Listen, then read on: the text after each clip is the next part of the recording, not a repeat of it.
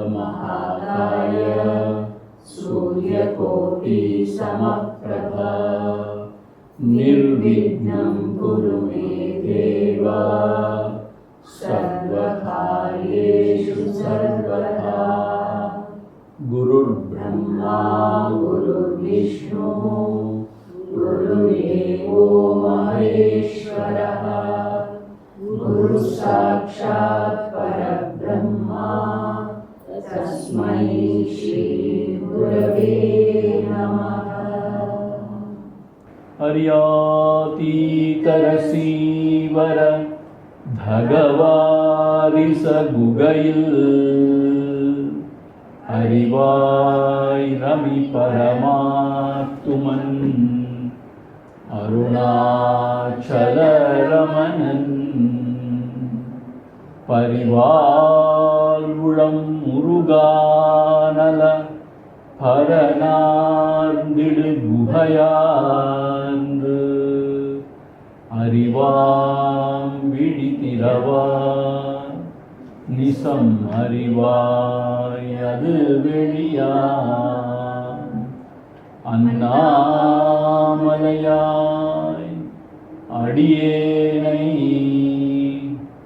ஆண்ட அன்றே ஆதியுடல் கொண்டாய் எனக்கோ குறையுண்டோ குறையும் குணமும் நீ அல்லால் என்னே இவற்றை என்னுயிரே எண்ணம் எதுவோ அது செய்வாய் கண்ணே உந்தன் கழலினையில் காதல் பெருக்கே தருவாயே கண்ணே உந்தன் கழலினையில் காதல் பெருக்கே தருவாயே. ஓம் அதிமதுரச்சாபஹஸ்தாம் அபரிமிதாம் मोदभान सौभाग्याम् अरुणाम् अतिशय करुणाम् अभिनव कुलसुन्दरीं वन्दे। ॐ ऐं ह्रीं श्रीं श्री अरुणाचल।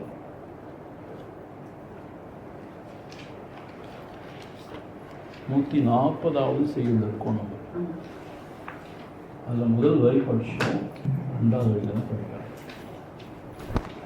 ஆட் பண்ணிங்களா? 2வது பாட்டு स्वतंत्रा सर्वतंत्रेषु स्वतंत्रा सर्वतंत्रेषु दक्षिणामूर्तिरूपिणी स्वतंत्रा सर्वतंत्रेषु दक्षिणामूर्तिरूपिणी सनकादि समाराध्या शिवज्ञानप्रदायिनी सनकादि समाराध्या शिवज्ञानप्रदायिनी स्वतंत्रा सर्वतंत्रेषु दक्षिणामूर्तिरूपिणी स्वतंत्रा सर्वतंत्रेषु दक्षिणामूर्तिरूपिणी सनकादि समाराध्या शिवज्ञानप्रदायिनी सनकादि समाराध्या शिवज्ञानप्रदायिनी. போன வகுப்பு பார்த்தோம், அம்பாள் சுதந்திரா. ஸ்வதந்திரானா என்ன அர்த்தம்னா, இது எதனையும் சாராமல் தானே தனித்து இயங்கக்கூடியது. உரையாசம் என்ன போட்டிருக்காருன்னா, நாமெல்லாம் ஏதாவது ஒரு காரியம் செய்யணும் அப்படின்னு சொன்னால் அதுக்கான நேரம் காலம் வேணும், அதுக்கான இடம் பொருள் ஏவல்னு சொல்லுவாங்க இல்லையா. அது மாத்திரம் இல்லை, அதுக்கான சில சாதனை கருவிகள்லாம் நமக்கு வேணும். அவருக்கு எதுவுமே தேவையில்லை. ஒரு சங்கல்ப மாத்திரத்தில் இந்த உலகத்தையே படைத்து காத்து அழிக்கக்கூடிய, வேறு எதையுமே சாராமல், வேறு யாருடைய உதவியும் இல்லாமல் தானாகவே அனைத்தையும் செய்து முடிக்கக்கூடிய சுதந்திரா, தன் விருப்பப்படி செயலாற்றப்படும் போட்டுட்டு. ஆனால் ரொம்ப அழகான ஒரு பொருள் என்னன்னு கேட்டால், எந்த புற சாதனங்களையும் சாராமல் தானாகவே அனைத்தையும் செய்து முடிக்கக்கூடிய சுதந்திரா. அப்புறம் நேற்று பார்த்தோம், இன்னொன்று பார்த்தோம். எந்த பூஜை பண்ணும்போதும் நாம் பிராணபுருஷை செஞ்சு அதுக்கப்புறம் தான் அந்த தேவதை அதில் ஆவாகனம் பண்ணும். அந்த பிராணஸ்வரூபமாக இருக்கிறதே அம்பாள் தான். அதனால் மற்ற தேவதைகளை நம்ம பூஜிக்கணும்னா அம்பாளோட உதவி தேவை. பிராணபுருஷை பண்ணி தான் அப்புறம் பூஜிக்கணும். ஆனால் அம்பாளை நம்ம உபாசிக்கும் பொழுது அவளே தான் பிராணனாகவும் இருக்காள். ஆனால் வேறு யாரையும் சாராமல் அவளோட பூஜை நடக்கிறது. அந்த மாதிரி ஒரு ஆசிரியர் சுதந்திரா அப்படின்னு சொல்லி. அதே மாதிரி தன்னுடையவரை, இங்கே ஸ்வன்னு சொன்னால் தன்னுடையவரை, அதாவது சிவபெருமானம் விருப்பப்படி நடப்பவர். அதே மறு வாக்கியத்திலே சொல்லியிருக்கார், தன்னுடையவரை தன் இஷ்டப்படி ஆட்டி வைப்போடும் கூட அப்படிங்கிற மாதிரி சுதந்திரா இருப்பார். இதை நான் பார்த்தோம், ரொம்ப இன்ட்ரெஸ்டிங்காக இருக்கும். இதுக்கு ஆப்போசிட்னா பரதந்திரம். பரன்னா மற்ற விஷயங்கள், அதனுடைய உதவி இல்லாமல் செய்ய முடியும். நம்மளால இழங்க முடியாது இந்த உலகத்தில். கிறிஸ்தையரோட உதவி இல்லாமல் வாழ முடியும். நம்ம உணவு சாப்பிட்றோம்னு சொன்னால் உணவை உற்பத்தி பண்ண விவசாயி, அவனோட சகாயம் இல்லாமல் நம்ம சாப்பிட முடியாது. இதே மாதிரி எவ்வளோ விஷயத்தை நம்ம சார்ந்திருக்கோம் இல்லையா. ஆனால் அப்படி இல்லை, எதனையுமே சாராத தந்திர ஈஷி, சர்வதந்திர ஈஷி, எல்லா தந்திரங்களுக்கும் ஈஸ்வரியாக. இந்த இடத்துல சர்வதந்திர ஈஷின்னா எல்லா தந்திரங்களுக்கும் ஈஸ்வரியாக திகழ்வோம். இங்கே தந்திரங்கள்னு சொன்னால் வழிமுறை, எந்த காரியத்தை செய்யணும் ஏதாவது வழிமுறை தேவை இல்லையா. எந்த வழிமுறைக்கும் அவதான் அதிபதி. ஏன் அப்படின்னு கேட்டால் இச்சாசக்தி, ஞானசக்தி, கிரியாசக்தி ரூபமாக இருக்கா. ஸோ ஞானசக்தி அவள் தானே. ஸோ அவளுடைய ஞானசக்தினால தான் நம்ம எதையுமே எப்படி செய்யறதுன்னு உணர்றோம். ஸோ அதனால் எல்லா தந்திரங்களுக்கும் ஈஸ்வரியாக இருக்கும். அது மட்டும் அல்லாது எல்லா தந்திரங்களையும் விளக்கக்கூடிய தந்திர நூல்கள் தான் இருக்கும். அதன் சொர்ணமாகவும் இருப்பவள் அம்பாள் தான். சர்வதந்திர ஈஸ்வரி. எல்லா சொல்லணும், பெரிய தந்திரக்காரன்னு சொல்லுவோம். தந்திரம்னு அர்த்தம் எதையும் எப்படி செய்யணுங்கிற ஒரு சூட்சமம் புரிந்து அதை செஞ்சு முடிப்போம் தான் தந்திரக்காரன்னு சொல்லுவோம். தந்திரம்னா வழிமுறைன்னு அர்த்தம், எதையும் சாதிக்கிறதுக்கு ஒரு வழிமுறை. அப்படி எல்லா வழிமுறைகளுக்கும் ஈஸ்வரியாக திகழ்பவள் சர்வதந்திர ஈஷி. தட்சிணாமூர்த்தி ரூபிணி. தட்சிணாமூர்த்தி சுரூபமாக இருக்கிறது அம்பாள் தான் போன முறை பார்த்தோம். ஒரு விஷயம் அழகாக பார்த்தோம் போன முறை. சிவன் அம்பாளுக்கு ஒடுங்கி இருக்கிறது காமாட்சின்னு பார்த்தோம், காமாட்சி சுரூபம். அதே மாதிரி அம்பாள் சிவன்கிட்ட ஒடுங்கி இருக்கிறது தட்சிணாமூர்த்தி சுரூபம்னு சொல்லியிருக்காரு.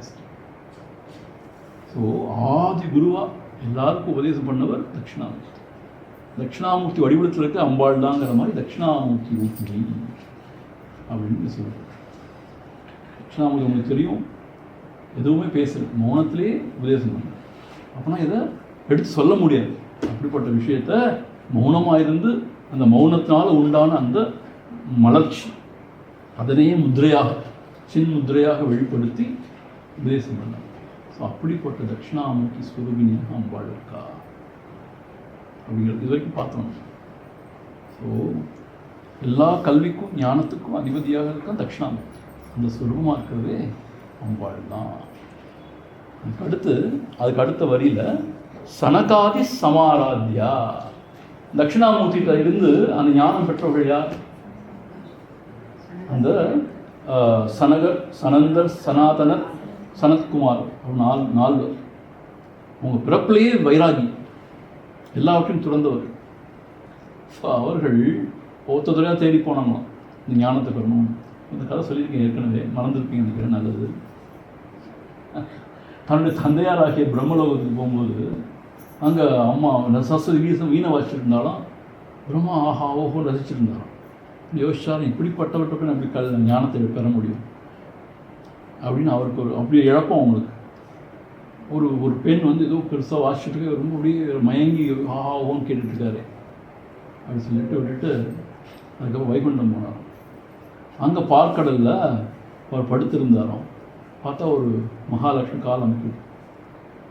ஒரு பெண் இப்படி சேவை செய்கிற மாதிரி ஆஹான்னு படிச்சுட்டு எப்படி எனக்கு ஞானம் கொடுக்கும்னு சொல்லிட்டு அவங்க விட்டுட்டாங்க. அப்புறம் கைலாசம் போனால் அவன் இன்னும் கொடுக்கும். இடர் பாகத்திலேயே பெண்ணை வச்சுட்டு இருக்காரு. ஐயோ சரி வர மாட்டார்னு சொல்லிட்டு இங்கே போயிட்டு இருக்கும்போது தான் சிவபெருமான் கருணையால் தட்சிணாமூர்த்தி ரூபமாக அவங்க முன்னே அந்த அந்த தென் திசையை நோக்கி உட்கார்ந்துருக்கிறார். இந்த பரம்பொருளை எடுத்து விளக்க முடியாது இல்லையா? எத்தனை வாச்சோ நிவர்த்தந்தே அப்பிராப்பிய மனசாசகன்னு உபனிஷத் சொல்லுவோம். எங்கே வார்த்தைகளால் போக முடியாது, திரும்பி வந்துடும். மனதால் அதை கற்பனை பண்ண முடியாது. அப்படிப்பட்ட விஷயத்தை மௌனமாக இருந்தால் உணர்த்து. அப்படி மௌனமாக உணர்த்தியதை இவர்கள் உடனடியாக உணர்ந்தது, ஞானம் பெற்றது. ஸோ தட்சிணாமூர்த்தியாகவே அம்பாள் தான் இருக்கான்னு போனதில் பார்த்தோன்னே தட்சிணாமூர்த்தி ஸ்வரூபின்னு. அதனால் இங்கே என்ன சொல்லப்பட்டிருக்கு? சனகாதி சம ஆராத்யா. அப்படி தட்சிணாமூர்த்தி ரூபமாக இருந்த அந்த அம்பாளை நன்கு ஆராதிப்பவர்கள் அப்படியா இந்த சனத்குமார். அவன் அம்பாளுக்கு ஒரு பேர். ஸோ சனத்குமார், அந்த அந்த சனத்குமார், அந்த சனந்தனர் இப்போ நால்வர்களாலும் நன்கு பூஜிக்கப்படுபவள் அப்படின்னு. ஸோ தட்சிணாமூர்த்தி சொருபமாக சொல்லியாச்சு. அதை பூஜிக்கிறவ அந்த நால்வர்கள் இருக்காங்களே, அவங்க ஆராதிக்கிற அந்த பொருளாகவும் அம்பாள் தான் இருக்கா அப்படிங்க. அப்புறம் சிவஜான பிரதாயினி. சிவஜானம்னு அர்த்தம் ஆத்ம ஜானம் தான் சிவஜானம்னு சொல்கிறாங்க. சிவம்னா மங்களகரமான பொருள். சிவம்னா மங்களம், சத்தியம், சிவம், சுந்தரம். அப்படிப்பட்டமான அந்த மங்களகரமான பொருள்னா பரம்பொருள். அந்த ஞானத்தை அருள உள்ளவள் அதுதான் அம்பா. அந்நிலையில் அந்த பேரறிவிற்கும் பிரம்மத்திற்கும் வேற்றுமை கிடையாது. அந்த பேரறிவு ஸ்வரூபத்தை தான் இங்கே சிவஜானம் சொல்றாங்க. சிவஜான பிரதாயினி, சிவஜானத்தை அருள உள்ளவள். ஒரு குழந்தையா இருக்கட்டும், யாருமே வந்து தந்தையாட்ட ஒரு காரியம் சாதிக்கணும் தாய் மூலமாக தான் போகிற மாதிரி. அதே போல் இங்கே அம்பாள் மூலமாக போனால் தான் அந்த சிவஞானமே கிடைக்கும் அப்படிங்கிற மாதிரி சிவஞானம் தாய். இப்போ என்ன அர்த்தம்னு கேட்டால், அம்பாளை ஆராதிக்க மனம் தூய்மை அடைந்தது, சித்த ஏகாகிரதம்லாம் உண்டாகி அம்பாள் சொர்க்கமாகவே ஆயிரம் அந்த நிலைக்கு பேர் தான் சிவஞானம். அந்த உயர்ந்த நிலை, அந்த சிவஞானம், சிவபோதம், அதை அருளக்கூடிய சிவஞானம் பிரதாயி. ஸோ அம்பாள் தான் மோகினி, மாயா ஸ்வரூபினியாக இருந்து மயக்கி உலகத்திலையும் சம்சாரத்தையும் தள்ளி நம்மளை இந்த உலக உருளையில் தள்ளி விடுறாள். அவள் தான் சிவஞானத்தையும் கொடுத்து நமக்கு உயர்த்துறாள். ஏன் இப்படிலாம் செய்கிறான்னு கேட்டால், அது அவளுடைய லீலை. பொழுதுபாடு என்ன செய்வாங்க, விளையாடுவாங்க, கேம்ஸ் கூட விளையாடுறாங்க. பொழுதுபோது விளையாட வேண்டும். ஸோ லீலை உலகம். சிவஞான பிரதாயினி. 141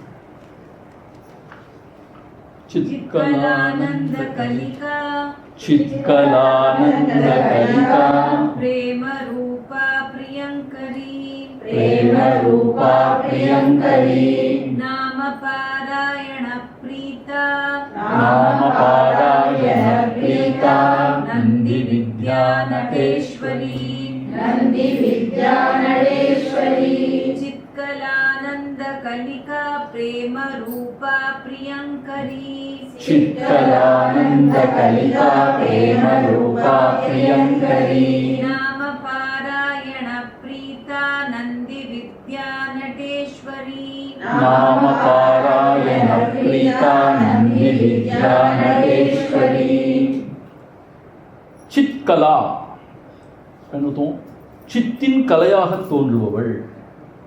கலைன்னா ஒரு அம்சம், சித்தின் கலையாக தோன்றுபவள் அப்படின்னு சொல்லி சித்கலா. இப்போ சந்திரனுக்கு 16 கலைகள் நம்ம சொல்லுவோம் இல்லையா? 16 பயணிகள் 16 கலைகள் தான். ஸோ கலைகளை ஒவ்வொரு அம்சம் அப்படி கூட்டிகிட்டே வருது பாருங்க, அப்படி குறைஞ்சிட்டே. ஸோ கலான்னு சொன்னால் ஒரு அம்சம். இது என்ன அர்த்தம்னு கேட்டால், இந்த பரபிரம்ம ஸ்வரூபத்தை யாராலையுமே இப்படி இன்னதுன்னு உணர முடியாது, அதை அறிய முடியாது, உணர முடியாது, அறிய முடியாது. அது ஏகதேசம் சச்சித் ஆனந்த ஸ்வரூபம்னு சொல்ல முடியும். சத்துன அர்த்தம் எப்பொழுதும் அழியாமல் இருக்கக்கூடியது. சித்துன அர்த்தம் ஞானஸ்வரூபம், அர்த்தம் தன்னையே தான் உணரக்கூடியது. அதான் ஞானஸ்வரூபம், பேரறிவு அப்படின்னு சொல்கிறோம் இல்லையா, அந்த ஸ்வரூபம். ஆனந்தம்னா எல்லை இல்லாத ஸ்வரூபம், ஆனந்த ஸ்வரூபம் சொல்கிறாங்க.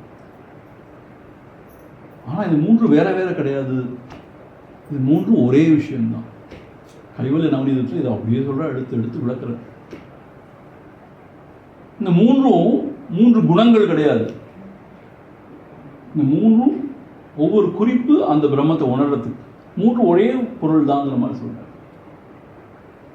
ஆனால் அதே சித் அறிவானது இந்த ஜீவர்கள் ஊடா வெளிப்படும் பொழுது சிற்றறிவாக வெளிப்படுகிறது. என்ன அர்த்தம்னு கேட்டால், சிதாபாசன்னு சொல்லுவாங்க. அதே அறிவு தான் நம்மளுடைய புத்தியில் வெளிப்படும் பொழுது அகண்டமான பேரறிவாக இல்லாமல் குறுகிய சிற்றறிவு, அதான் அம்சம்னு சொல்லலாம். இந்த அறிவோடைய அம்சம், பேரறிவோடைய அம்சம் அப்படி வெளிப்படுறதும் அம்பாள் தான். ஏன்னா பேரறிவாக இருக்கிறதுனால தான் அவ இருக்க, அதுவும் அம்பாள் தான். அந்த வெளிப்படுறதுக்கு வேற ஏதோ ஆயிட முடியுமா, அதுவும் அம்பாளே சொரும் தான். ஸோ சித் கலா அப்படி நம்முடைய இதே புத்தியிலே பிரகாசமாக தோன்றி இந்த உலகத்தில் உள்ள எல்லாவற்றையும் அறியறதுக்கு உறுதுணையாக இருக்கே, அதுதான் சித் கலா. சித்னா அறிவின் அம்சமாக இருக்கக்கூடியது, அந்த சொருபம் அம்மா தான் இருக்கா. இப்படி அம்பாளை உணர்ந்தோன்னு சொன்னால் அம்பாள் எப்படி இல்லைன்னு சொல்ல முடியும்? நம்ம எதை உணர்னாலும் ஒரு அறிவு தேவைப்படுது. பாமரனா இருக்கட்டும், அறிவே இல்லாத பாமரனா இருந்தால் கூட அவனுக்கு தண்ணீர்னு தெரியணும் இல்லையா? ஒரு அறிவு, எல்லாருக்குமே அறிவு இருக்கு. அது பேரறிவுன்னு இருக்கும் பொழுது அது வேற, அதுவே இந்த புத்தியில் இயங்கும் பொழுது சிற்றறிவா இயங்கும். பிரித்து அறியக்கூடிய விஷயமா அதுதான் சித்கலான்னு சொல்லுது. ஒரு சித்கலா ரூபமாக அம்பாள் தான் இருக்கா. அது மட்டும் இல்லை, அடுத்த நாமத்தில் ஆனந்த கலிகா, சித்கலா ஆனந்த கலிகா. இங்கே என்ன சொல்கிறாருன்னா, உரையாசிரியர் கலிகாங்கிற நாமம் அழகிய மிகச்சிறிய கலையை தான் கலிகான்னு சொல்லுவோம். இது எப்படி சொல்கிறான்னு கேட்டால், அதாவது இந்த மலரானது விரிந்து மனதை பரப்பக்கூடியது ஒரு நிலை. அந்த அழகையும் மனதையும் தனக்குள்ளேயே ஒடுக்கி கொண்டு மொட்டாக இருக்கிறது ஒரு கலை, ஒரு ஒரு ஒரு விஷயம். இப்படி மொட்டாக இருக்கிறது தான் கலிகான்னு சொல்லுவாங்க, கலிகான்னு சொல்லுவாங்க சமஸ்கிருதத்தில். மொட்டாக இருக்கக்கூடிய நிலை ஆனந்த கலிகான்னா அதே சச்சிதானந்த ஸ்வரூபம் தான் நமக்குள்ள ஆனந்தமாக வெளிப்படுது தான் இல்லையா? அழகியா எப்பொழுதும் வெளிப்பாடு கூட வெளிப்படுதா இல்லையா? வெளிப்பாடு நமக்கு வாழவே முடியாது. எவ்வளவுதான் நமக்கு துன்பங்கள் வேதனைகள் இருந்தாலும் எப்போ பாரு துன்பப்படுவது இருக்க முடியாது. நமக்கும் ஒரு சில சமயங்களில் ஆனந்தம் சந்தோஷம் உண்டாகும். எனக்கு சந்தோஷமே கிடையாதுன்னு நீங்கள் சொன்னால் நான் ஏற்றுக்கவே மாட்டேன். இப்போ நீங்கள் என்ன செய்யணும் தெரியுமா? சந்தோஷமாக இருக்கணும்னா காலையில் எழுந்திருந்து வாக்கிங் போகணும், காதில் ஒன்றும் போட்டுக்கூடாது, யாரும் கச்ச கச்ச கச்ச பேசிட்டு போகக்கூடாது, தனியாக. அது இந்த ரோட்டில் போனால் சந்தோஷமாக வராது. நீங்கள் அழகான இடத்துக்கு, இயற்கை சூழலான இடத்துக்கு போனீங்கன்னா ஆஹா, அதுதான் ஆனந்தம். சன்ரைஸ் அல்லது சன்செட், பறவைகளுடைய அந்த கீதம், அந்த இளம் தென்றல் காற்று, அதோட ஸ்பரிசம், மழை, அது நினைவோடு நான் மழையை பார்க்குறது, அது சத்தம், இதெல்லாம் ஆனந்தம் இல்லையா? ஆனந்தம் கொடுக்குது. நமக்கு என்னமோ ஆனந்தம்னா ஒரு லாட்ரி அடித்தா தான் ஆனந்தம். அப்புறம் கவலை தான் வந்தது, எப்படி பணத்தை செலவழிக்கிறது, யாரும் பறிச்சுட்டு போயிடாமல் இருக்கணுமே. எவ்வளோ ஆனந்தம் எவ்வளோ, சின்ன குழந்தையோட அந்த அழகான சிரிப்பு எவ்வளோ ஆனந்தம் இருக்குது, அதோட மழையில் எவ்வளோ ஆனந்தம் இருக்குது. குழலினிவு யாழிந்தி என்பது நம் மக்கள் மழை சொல் கேளாது. ஸோ ஒரு பெண் சொல்லப்பட்டிருக்கு, இந்த உலகத்தில் மாத்திரம் ஆனந்தம் இல்லைன்னா எந்த ஜீவனுமே வாழ மாட்டாதோ. ஏதோ ஆனந்தம் இருக்கிறதால வாழ்ந்துட்டுருக்கோம். என்னது எத் சத்யா ஜெகத் சத்தியம் எத் பாசேன பாத்தியது எதானந்தேன நந்தந்தி தஸ்மை ஸ்ரீ குரவே நமः. அந்த ஆனந்தம் உள்ள இருக்கிறதுனால தான், அந்த ஆனந்தம் நம்ம மனதில் மனது அமைதியாக இருக்கும்போது வெளிப்படுறதுனால தான் நம்ம ஆனந்தமாக இருக்கும். ஸோ அந்த ஆனந்தத்துடைய ஒரு துகள் தான் இந்த ஆனந்தம், நம்ம அனுபவிக்கிற ஆனந்தம் தான். அது ஒரு அம்சம், அதோடைய அம்சம் தான். ஸோ மனதை சாந்தமாக வச்சுருந்தோம்னா அந்த ஆனந்தம் வெளிப்படும். மனது குழம்பி தவிக்கும் பொழுது அந்த ஆனந்தம் உள்ளே இருந்தாலும் வெளிப்படாது. ஸோ அப்படி அன்றாட வாழ்க்கையில் நம்ம அனுபவிக்கிற இந்த சிற்றின்பம் சொல்கிறோம் இல்லையா, பேரின்பம் சிற்றின்பம். சிற்றின்பத்தில் கூட அம்பாள் தான் வெளிப்படுறான். ஸோ இப்படி பார்க்க ஆரம்பிச்சோன்னா அம்பாள் தவிர இன்னமும் பார்க்க முடியாது. அதான் பாரதியார் எத்தனை கோடி இன்பம் வைத்தாயடா இறைவான்னு பாரு. இந்த உலகத்தில் சின்ன சின்ன விஷயங்கள்லாம் கூட ஆனந்தமான விஷயம். அது மாதிரி துன்பமும் நிறையா இருக்குது, இல்லாமல் இல்லை. உடல்நிலை பாதிக்கப்பட்டா துன்பம் இல்லையா, ஆரோக்கியம் கெட்டு போச்சு துன்பம், மனதில் ஏதாவது குழப்பம் உண்டான துன்பம், உறவுகளில் விரிசல் ஏற்பட்டால் துன்பம், பணம் காசு இல்லாட்டி துன்பம், நமக்கு ரொம்ப நேசமானது விலகி போகும்போது துன்பம், எவ்வளோ துன்பம். ஆனால் அதுக்கு நடுவுலையும் இன்பமும் இருக்கு. இன்பம் இல்லாட்டி வாழவே முடியாது. ஆனால் என்ன விஷயம்னு கேட்டால், இந்த இன்ப துன்பத்தில் அகப்படாமல் அது ரெண்டையும் even this will pass away, இதெல்லாம் கடந்து சென்று விடும் அப்படின்னு ஒருத்தன் சமநிலையோடு இருந்தான்னா அவனுக்கு அந்த பேரின்பம் அவன் அனுபவிக்கூடியதாக இருக்குங்கிறான். நம்ம சமநிலை எடுக்கிறது இல்லையே. இல்லை, இந்த வரும்போது ஆஹான்னு சொல்லி குதிச்சு party, we will throw a party. துன்பம் வரும்போது ஐயோன்னு. ஸோ அந்த ஆனந்த கலையா கலிக்கான அந்த மொட்டு போல. சரி, அறிவா எப்பயும் வெளிப்பட்டே இருக்க வரல. நம்ம தூங்கிட்டு இருக்கும்போது தான் வெளிப்படல அந்த அறிவு, முடிச்சுட்டு இருக்கும்போது அறிவு எல்லாத்தையும் அறிகிறோம் இல்லையா. ஆனால் ஆனந்தம் எப்பயுமே உணர்றது இல்லை, அது அதை விட இன்னும் சூட்சமானது. அது எப்போ உணர்றோம்னு கேட்டால் மனசு எப்போ அமைதியாக இருக்கும். ஈவன் இந்த உலகத்தில் உள்ள புலன்ப நிகழ்ச்சியில் கூட அந்த நுகர்ச்சி ஏற்பட்ட பிறகு மனசு அமைதியாகிடும். அப்போ தான் அந்த ஆனந்தத்தை அனுபவிக்கிறோங்கிற மாதிரி பெரியவங்க. ஸோ இப்படி ஆனந்தமாக வெளிப்படுறது அம்பாள் தான். சத்துன்னு நம்முடைய உண்மையான ஸ்வரூபம் இருப்பு தன்மையாக இருக்கிறதே அம்பாள் தான். அறிவாக வெளிப்படுறது அம்பாள் தான். ஆனந்தமாக இருப்பதும் அம்பாள் தான். இப்படி எல்லாமே அம்பாள்னு சொல்லிட்டாங்க. அம்பாளை தவிர வேறு ஒன்றும் இல்லைன்னு. ஸோ இதை நம்ம சேன் பண்ணும்போதோ இல்லை அம்பாளை பற்றி தியானம் பண்ணும்போது இப்படி தியானம் பண்ணால் மனசு ஒடுங்கும். இல்லை இந்த 1040 முடிச்சிடணும் அப்படின்னு கங்கணம் கட்டிக்கொண்டு படிச்சோம்னா மனசு அமைதியாக இன்னும் கொந்தளிச்சு இருக்கும். இப்போ நேரம் போச்சு, இன்னும் முடிக்கலையே. ஆனந்த கலிகா பிரேம ரூபா பிரியங்கரி, என்ன அழகான வார்த்தைகள் பாருங்க. பிரேம ரூபான அன்பே வடிவானது, அன்பின் வடிவானது. இந்த உரையாடல் அவ்வளோ அழகாக டெஃபினேஷன்ஸ் கொடுக்குறாரு. உண்மையிலே அன்புனா என்ன அப்படிங்கிற சொல்கிறாரு. என்ன சொல்கிறாருன்னா, மொட்டான ஆனந்தம் விரிவடையும் போது எடுக்கும் பல தோற்றங்களில் ஒன்று தான் அன்புங்கிறது. அர்த்தம், மனசு ரொம்ப ஆனந்தமாக இருந்தால் யாரையும் வெறுக்கவோ இல்லை இன்சொல் பேசவோ தோணாது, எல்லாத்தையும் அன்பாக இருக்க தோணும். ஸோ இங்கே என்ன சொல்கிறாருன்னா, அன்புடைய ஒரு விரிவு தான் இந்த ஆனந்தத்தோட ஒரு விரிவு தான் அன்புன்னு கூட சொல்கிறாரு. அது மாத்திரம் இல்லை, இது பாருங்க என்ன சொல்கிறாரு. ஒரு கைமாற்றை எதிர்பார்க்கும் அன்பு உண்மையான அன்பு அல்ல. நம்ம ஒரு காரியம் செய்கிறோம், ஒரு ஹெல்ப் செய்கிறோம்னா அதுக்கு பிரதிபலனாக அவங்க எதாவது ஹெல்ப் பண்ணணும் எதிர்பார்த்தோம், அன்பே இல்லையா. நம் அன்பிற்கு இடமான பொருளின் நலனே தன் நலன், அதன் துக்கமே தன் துக்கம், அதனை விட்டு தனக்கு தனி இருப்பு இல்லை என்ற அளவிற்கு அன்பிற்குரிய பொருளாகவே ஆகிவிடுவது பேரன்பு. ஆனால் குருதேவ சுவாமி சின்ன சொல்லுவார், டோட்டல் ஐடென்டிஃபிகேஷன் வித் பிலவெட்னு சொல்லுவார். அன்புனா என்ன அர்த்தம்னு கேட்டால், யூ டோட்டல் ஐடென்டிஃபை வித் பிலவெட். உங்கள் குழந்தைங்களோட அவ்வளோ அன்பாக இருக்கணும்னு அர்த்தம். குழந்தைங்க வந்து ஒரு நல்ல ப்ரைஸ் வின் பண்ணிட்டான், உங்களுக்கு ஆனந்தமாக இருக்கும். இல்லை குழந்தைக்கு ஏதாவது உடம்பு சரியில்லை, உங்களுக்கு துக்கமாக இருக்கும். அர்த்தம், you identify totally with child. அதுதான் அன்புங்கிறாங்க. குருதேவ சுவாமி சின்மயானந்த ஐ லவ் யூன்னு ஒரு லெட்டர் எழுதியிருக்கார் குழந்தைங்களுக்கு. அது என்ன சொல்கிறாரு தெரியுமா, ரொம்ப நல்ல விஷயம். இப்போது சாதாரணமாக இந்த மனித உலகத்தில் இந்த இளைஞர்கள் லவ் பண்ணுறாங்க இல்லையா, ஒரு ஆண் பெண்ணை நேசிக்கிறாங்க இல்லையா, அந்த மாதிரி லவ்வில் கூட ஆரம்ப திசையில் நீ நான் வேற கிடையாது, ஈருடல் ஓர் உயிர், நான் பேச நினைத்ததெல்லாம் நீ பேச வேண்டும், அந்த மாதிரி அவங்க டோட்டல் ஐடென்டிஃபிகேஷன் இருக்கும். அதனால தான் அங்கே இன்பம் இருக்கும். அந்த அன்பு பரிசுத்தமாக அன்பாக இன்பம் இருக்கும்.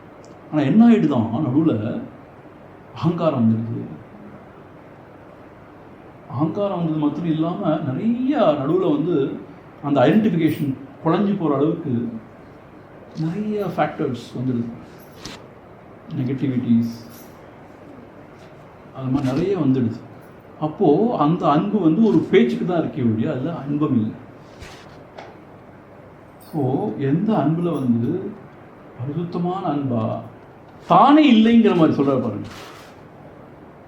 அதனை விட்டு தனக்கு தனி இருப்பு இல்லை என்ற அளவிற்கு அன்பிற்குரிய பொருளாகவே ஆகிவிடுவது பேரன்பு. டோட்டலாக ஐடென்டிஃபிகேஷன் தன்னையே இழந்து அதுவாகவே ஆகிவிடுதுங்கிற மாதிரி. எனக்கு மறந்து போச்சு இந்த பாடல் வரிகள்லாம். சினிமா பாடல் வரிகள்லேயே நிறைய இந்த மாதிரியே எடுத்து சொல்கிறாங்க. ரொம்ப ஆச்சரியமாக அம்பாளை துதிக்கிற மாதிரி அங்கே ஹீரோயினை துதிக்கிறான் ஹீரோ. இந்த மாதிரி நிறைய பாட்டு கேட்டேன், மறந்து போச்சு இந்த வரிகள்லாம்.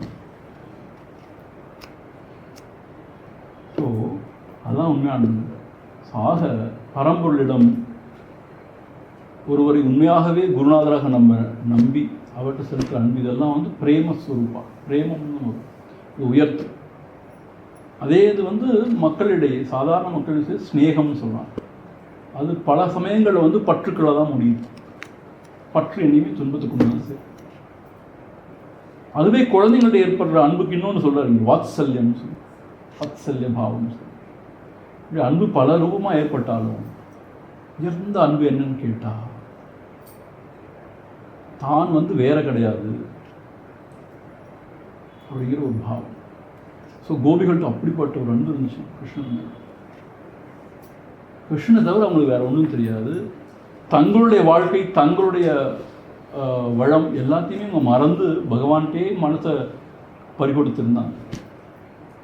தானே இல்லைங்கிற மாதிரி பகவானே தான் இருக்கு, பகவானே தான் எல்லாங்கிற மாதிரி. அது ஒரு பிரேமஸ்வரம். ஸோ அப்படி பிரேம அந்த தூய்மையான அன்பாக வெளிப்படுகிற அன்பாள் தான். யா தேவி சர்வபூதேஷு மாத்ருரூபேன சம்ஸ்திதா நமஸ்தஸ்ஸே நமஸ்தஸ்ஸே. அப்படி பார்த்து 26 27 இருக்கா, எவ்வளோ 27 இருக்கா. அதில் வந்து இந்த சுத்த பிரேம ரூபான்னு வராது. அதில் நான் அதை எப்பயுமே ஆட் பண்ணிட்டேன். ஏன்னு கேட்டால் என்ன தப்பு ஆட் பண்ணதில்ல. யாதேவி சர்வபூதேஷு சுத்த பிரேம ரூபேன சுத்த பிரேம ரூபேன சம்ஸ்திதா நமஸ்தஸ்ஸே நமஸ்தஸ்ஸே நமஸ்தஸ்ஸே. ஸோ உண்மையான அன்பு வடிவங்களாக இருப்பொழுது அம்பாள். ஏ கிருஷ்ணமூர்த்தி என்ன சொல்கிறாருன்னா, அகங்காரங்கிற அந்த பிளாட்ஃபார்மில் இயங்குற வரைக்கும் அன்புக்கும் நமக்கு சம்மந்தமே கிடையாது. அகங்காரம் மற்ற இடத்துல தான் உண்மையான அன்பு இருக்குங்கிறார். நான் என்னுடைய அப்படிங்கிற விஷயம்லாம் வந்த உடனே அந்த அன்பெல்லாம் போயிடுது. ஸோ எங்கே வந்து தனக்கும் நேசிப்பவருக்கும் ஒரு இடைவெளின்றோம் வேற்றுமை உணர்வே இல்லாமல் போகுதோ அதுதான் உண்மையான பிரேமம். அப்படிப்பட்ட அன்பின் வடிவங்களாகவே ஏற்போல் அம்பாள். அன்புரு அருணா சல அழன்மெழுகாய் அகத்தில் இணைந்து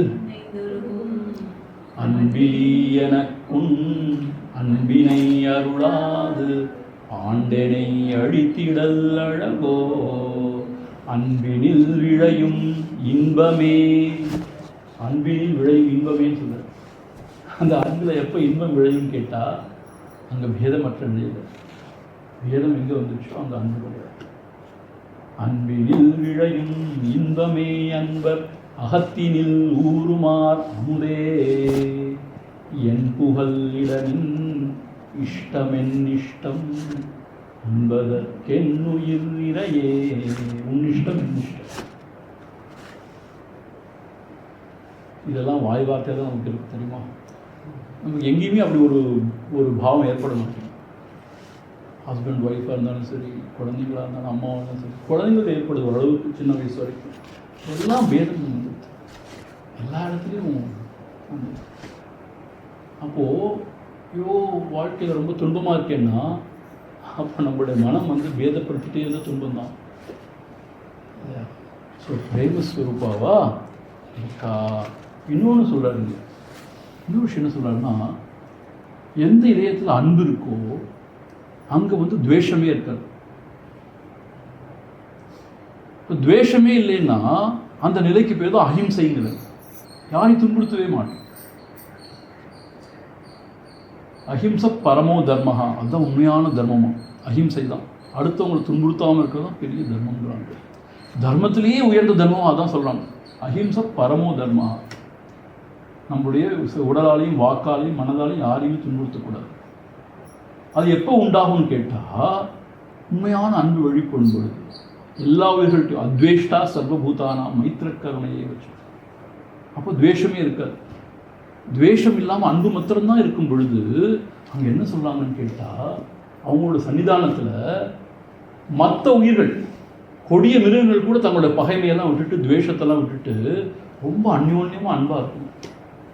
அப்படிப்பட்ட ஞானிகளுடைய அருகாமையில் ஒரு புலியும் மான்குட்டியும் கூட தண்ணீர் குடிக்குமா அதே தடாகத்தில். அந்த மகாத்மாவுடைய ப்ரெசன்ஸ் அவ்வளவு தூய்மையானதாகவும் அமைதியானதாகவும் அன்பு நிறைந்தாக இருக்கிறதுனால இந்த கொடிய விலங்குகள் கூட தங்களுடைய பகைமையை மறந்துடுவோம். ஒன்று இப்போ மகாத்மாவை அட்டாக்கே பண்ணது. அது மாத்திரம் இல்லை, ஒன்றுக்கு ஒன்று அடிச்சுக்கோ. அதுதான் அஹிம்சையோட உயர்ந்த நிலைன்னு சொல்லிட்டு பதஞ்சலி யோகசூத்திரத்தையும் சொல்கிறார். எந்த மகாத்மா வந்து அஹிம்சையில் ரொம்ப திறமாக ஊன்றி இருக்காரோ அவர் சன்னிதானத்தில் அப்பேற்பட்ட மிருகங்கள் கூட தங்கள் பகைமை மறந்துடும். ஆதிசங்கரர் இந்த திக்விஜயம் போகும் பொழுது அவருடைய தன்னுடைய இந்த 4 திக்குலையும் வந்து இந்த மடத்தை ஸ்தாபனம் பண்ண வச்சுட்டு இருந்தார் இல்லையா. அப்போ அம்பாள் தான் அவங்க வந்து சுரேஸ்வராச்சாரியோட மனைவியாக வரா, பாரதியாக வரா. ஸோ அவங்களோட முதல்ல போயிட்டுருக்காங்க. ஒரு இடத்துல பார்க்குற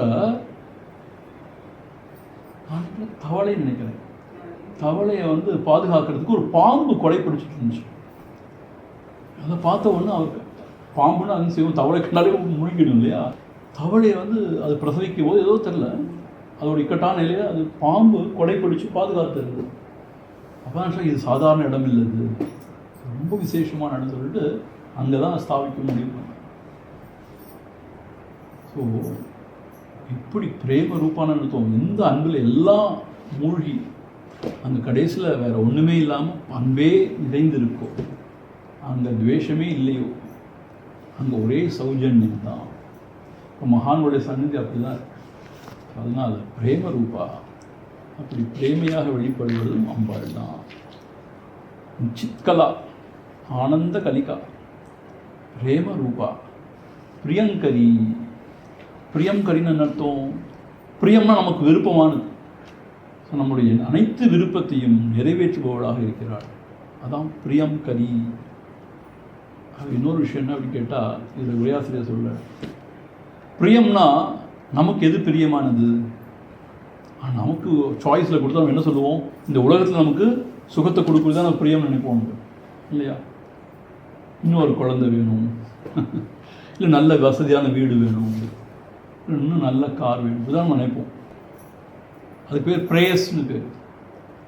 பிரியங்கரி சரி பரவாயில்லன்னு அதையும் கொடுப்பாள்.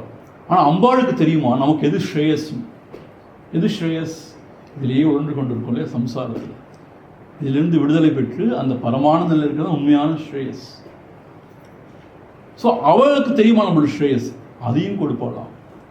ஸோ பிரியங்கரினா நம்மளுடைய பிரியத்தை மட்டும் நிறைவேற்றுவா இல்லை, அவள் நமக்கு அஞ்ஞானத்தினால எது உண்மை நல்லதுன்னு நமக்கு தெரியாது. நம்ம உண்மையான நன்மை எது ஸ்ரேயஸ், அதையும் நிறைவேற்றி தருவதாக இருக்கிறாள். அதான் பிரியங்கரி.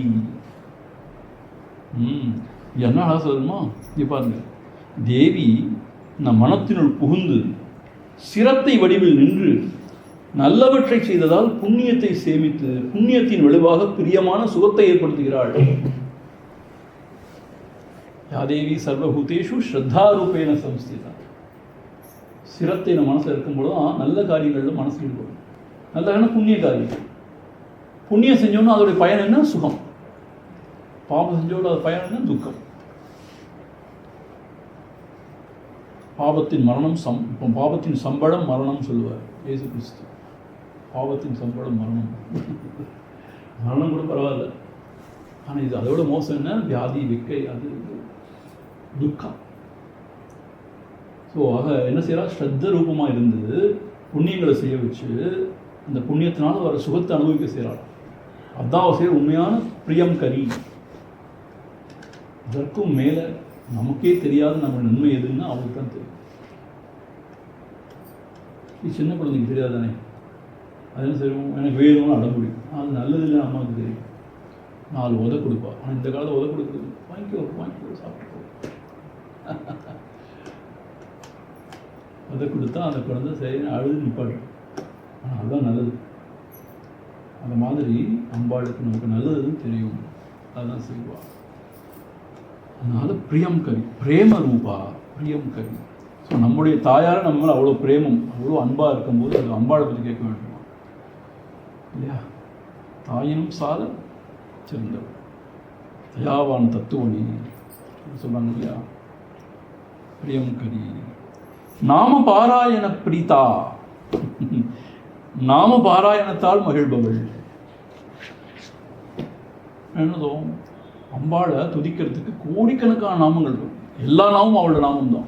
இன்ஃபேக்ட் அப்படி எண்ணற்ற நாமங்களில் கருணையான என்ன செஞ்சாங்கன்னா ஒரு 1008 நாமங்களை செலக்ட் பண்ணி தன்னுடைய வாக் தேவிகளை கொண்டு அதை தொகுக்க செய்து நமக்கு கொடுத்துருக்காளாம். அதுதான் லலிதா சகஸ்ரம் படிச்சுட்டு இருக்கோமே அது. ஸோ அப்படி நாம பாராயணத்தால் மகிழ்வள். அதை பாராயணம் செஞ்சோன்னா ரொம்ப மகிழ்ச்சி அடைவாள். நாம பாராயண பிரீதா. ஸோ ஸ்ரத்தா பக்தியோடு அவருடைய நாமத்தை பாராயணம் பண்ணப்பா இல்லை திரும்ப திரும்ப சொல்ல மகிழ்ந்து போவாளாம். நாம பாராயண பிரீதா. இது என்ன சொல்லிக்கலாம்? ஸ்ரீசக்கர பூஜை, ஸ்ரீவித்யா ஜபம் செய்யாதவரும் கூட சகஸ்ரநாமம் பாராயணம் செய்வதாலே தனது திருப்தியை பெற முடியும் என்று கூறியபடி தேவி இந்த 1000 நாமங்களை பாராயணம் செய்வதால் திருப்தி அடைகிறாள். அதோடைய பலஸ்ருதிகள் சொல்லி இந்த ஸ்ரீசக்கர பூஜையெல்லாம் செய்யணும்னா இந்த மாதிரி ஸ்ரீவித்யா அந்த மந்திரத்தெல்லாம் எடுத்து உபாசனை பண்ணால் அதுக்கு தீட்சை பெற்றிருக்கணும், நியமங்கள்லாம் இருக்கு. அதெல்லாம் தெரியாதவங்க கூட அவருடைய நாமத்தை பாராயணம் பண்ண ஸோ இந்த லலிதா சகஸ்ரநாமத்தை பாராயணம் பண்ணாலே அவன் மகிழ்ந்துருவாள். இன்னும் ஒரு படி மேலே போய் ராமகிருஷ்ணன் சொல்கிறார், இது சமஸ்கிருதத்தில் இருக்க எனக்கு ஒன்றுமே விளங்கலை, இது வந்து என் வாய்ப்புடைய நுழைய மாட்டேங்குன்னு ஒன்றும் செய்ய மான்னு சொன்னாலே போதும். ஹிந்தியில் மான்னு சொல்லுவாங்க, அம்மாங்கிறது. ஸோ எப்படின்னு கேட்டால் அந்த பூனைக்குட்டி அதுக்கு ஒன்றும் தெரியாது, குட்டி, அதுக்கு அம்மா அம்மா அம்மா அம்மா அம்மா சொல்ல தாய் வந்து அந்த குட்டியை கவி கொண்டு எல்லா இடத்துக்கும் போய் அதுக்கு பாதுகாப்பு. அது போல் எதுவுமே தெரியாட்டி ரொம்ப நல்லது. நிறைய பேர் நினைக்கிறேன் எனக்கு புத்திசாலியாக இருந்தால் தான் இந்த விஷயத்தெல்லாம் அடைய முடியும், எனக்கு புத்திசாலித்தனம் இல்லையே. அப்படி இல்லை. இன்னும் ஒன்றுமே தெரியாமல் ரொம்ப இன்னசென்ட்டாகவும் குழந்தை மாதிரி இருந்தோம்னா கூட அம்மா அம்மா அம்மான்னு சொன்னாலே மனம் இழகிடும்.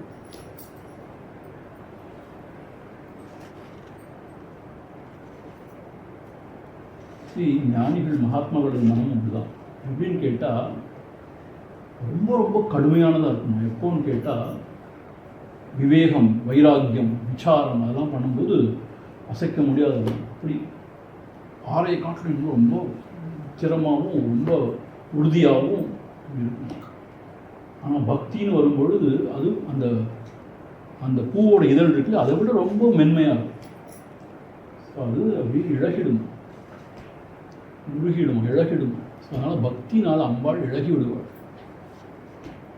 பக்தினால் உண்மையான பக்தி, உண்மையான பிரேமம், உண்மையான அன்பு எங்கு வெளிப்படுகிறதோ அம்பாள் அங்கே தன்னையே இழந்து விடுவாள்.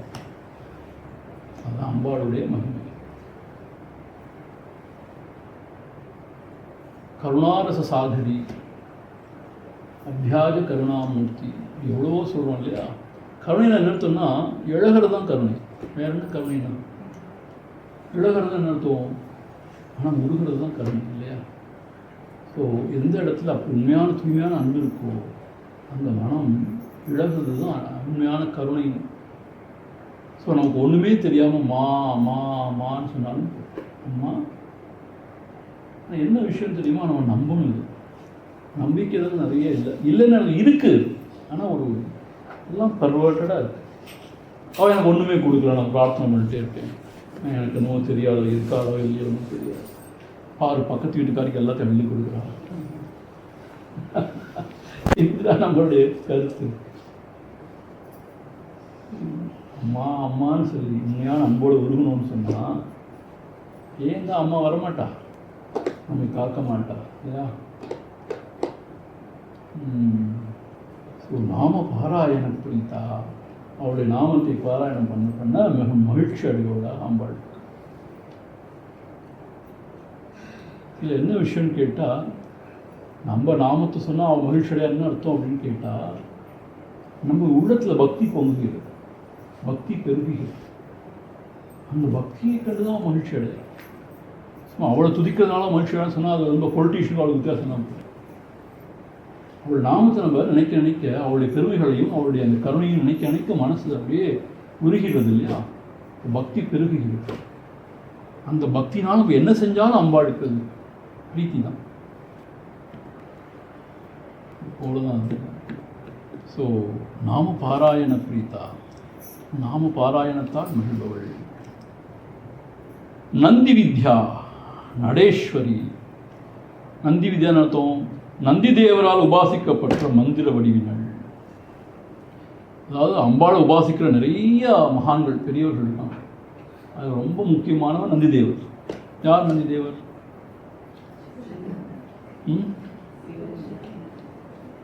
அதாவது இந்த அந்த கைலாயத்தில் வாயில் அதுக்கு நுழையணும்னா அது அவர்கிட்ட தான் பெர்மிஷன்.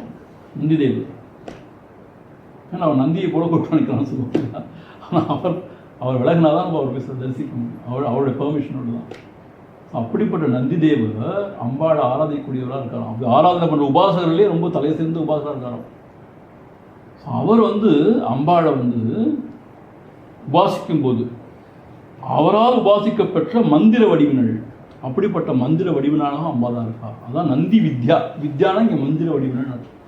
நந்தியால் உபாசிக்கப்பட்ட மந்திர வடிவினாலும் அம்பா தான் இருக்கா. நந்தி வித்யா. நடேஸ்வரி, நட ஈஸ்வரி. நடன நடனம் புரியும் நடேசன்.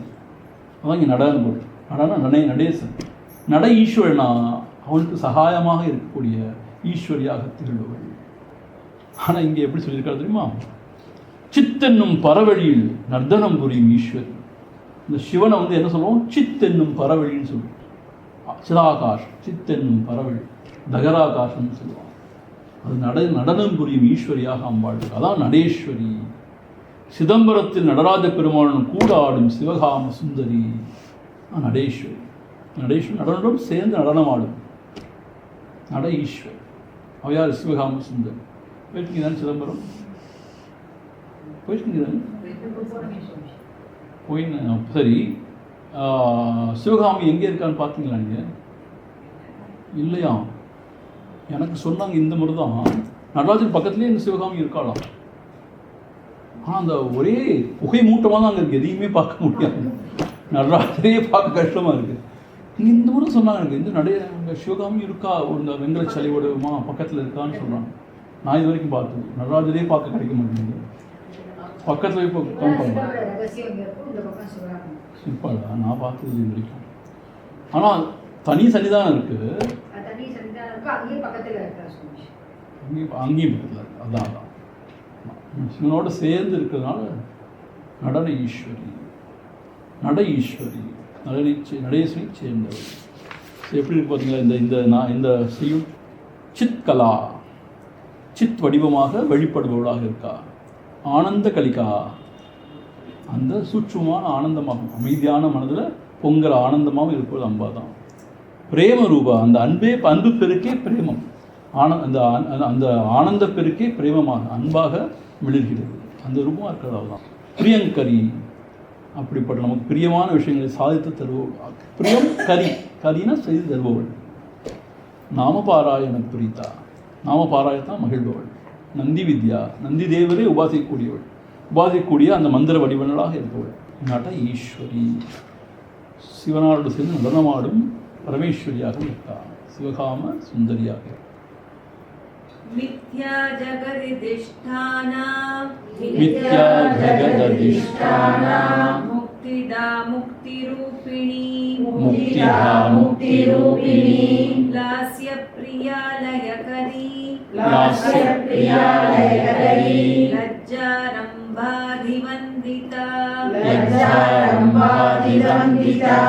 மித்யா ஜகதிதிஷ்டானா முக்திதா முக்திரூபிணி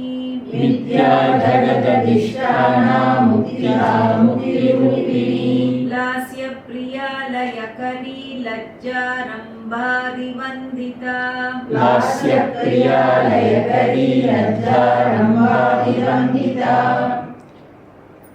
ஒரு இடத்துல படித்தேன் இதை. மகாபிரிவாளுக்கு ரொம்ப பிடித்தமான ஒரு நாமம் இதான மாதிரி இந்த செய்யுள், எஸ்பெஷலி இந்த நாமம் மித்யா ஜகததிஷ்டானா முக்திதா முக்தி ரூபிணி. ஸோ இந்த 3 நாமங்கள் இருக்கு பாருங்க, அழகாக இருக்கு பாருங்க. ஜகத் அதிஷ்டானா, ஜகத்னா இந்த உலகம், அதிஷ்டானா அதுக்கு ஆதாரமாக இருக்கக்கூடியவள். மித்யா ஜகத் அதிஷ்டானா, மித்யான்னு அர்த்தம் இந்த உலகம் பொய். அப்படி பொய்யான இந்த உலகத்துக்கு கூட அந்த உலகம் இயங்க வேணும்னா அதுக்கு அதிஷ்டானமாக இருக்கக்கூடியவள் அம்பாள் தான். மித்யா ஜகத் அதிஷ்டானா, எல்லாவற்றுக்கும் ஆதாரமாக இருக்கக்கூடியவள். இதுக்கு ரொம்ப அழகாக இங்கே உரையாசிரியர் கொடுத்துருக்காரு. ரொம்ப அழகான ஒரு உரை. இதில் என்ன சொல்கிறாருன்னு கேட்டால், மித்தியனா என்ன பொருள், மித்தியான என்னது, இல்யூஷன் தான் இங்கிலீஷ் சொல்லுவாங்க. நம்ம பொய்ன்னு சொல்லிடுறோம் இல்லையா. ஆனால் அப்படி பொய்ன்னு சும்மா சொன்னால் அது வந்து சரியாக இருக்காது. அது எப்படி என்னது மித்தியான என்னதுங்கிறதுக்கு இங்கே உரையாசிரியர் சொல்கிறார்.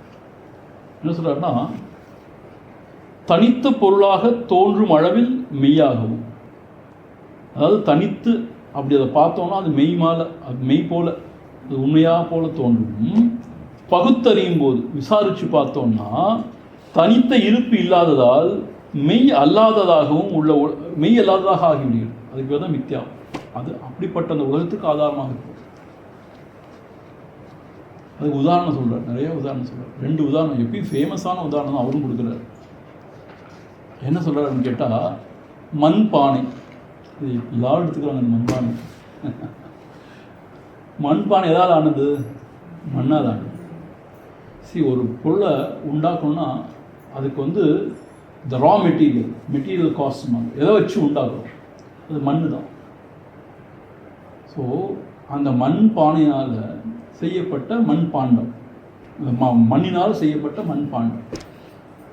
என்ன சொல்லுவாங்கன்னா, மண் பாண்டத்தை, மண்ணை பற்றி யோசனையே எல்லாம் மண் பாண்டத்தை பார்த்தோன்னா அது வேறு வேறு ஷேப்பில் இருக்கும், வேறு வேறு பயன்பாடெலாம் இருக்குது. அது வேறேன்னு சொல்லுவோம் இல்லையா. அப்போது அது மெய்யாகவே வேறையாக இருக்கிற மாதிரி தெரியுது. எதுக்கு வேறையா, அந்த மண்ணுக்கு வேறையா ஏதோ வேறு விஷயமா தோணும். ஆனால் இது எல்லாம் மண்ணை தவிர வேறு ஒன்றும் இல்லை. மண்பாண்டங்கள்லாம் மண்ணை தவிர வேறு ஒன்றும்.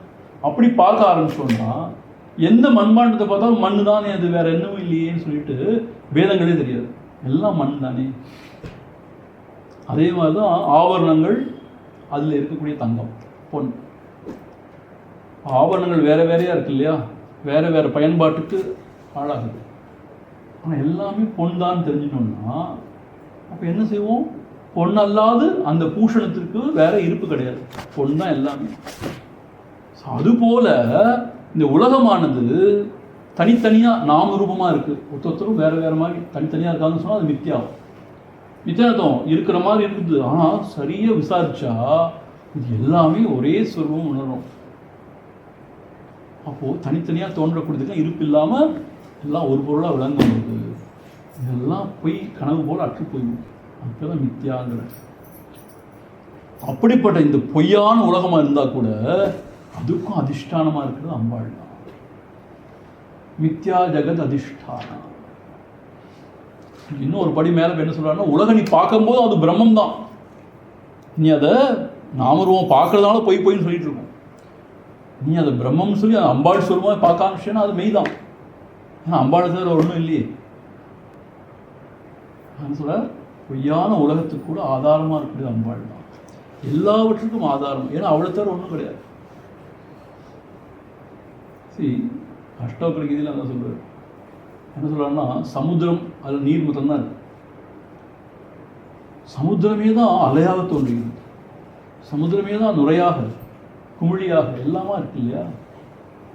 அந்த நீர்லேருந்து தோன்றி எல்லாமே நீர் தானே. நம்ம அலைன்னு சொன்னாலும் சரி, நுரைன்னு சொன்னாலும் சரி, குமிழின்னு சொன்னாலும் சரி, எல்லாமே கிடைக்கிறது தண்ணீர் தானே. அதுபோல் என்னமா நம்ம பேசினாலும் வார்த்தையை வச்சு எல்லாமே கிடைச்ச ஒரே பொருள் தான். ஏன்னா அதனால தான் எல்லாம் ஆயிருக்கு. அது கண்ணியமாக ஒன்றும் கிடையாது. அப்படி பார்க்கும்போது வேதப்படுத்தி பார்க்கறது தான் பொய்யுடைய மித்யாவுடைய வேதமற்ற நிலை மெய்யுணர்வு நிலை. என்ன சார்?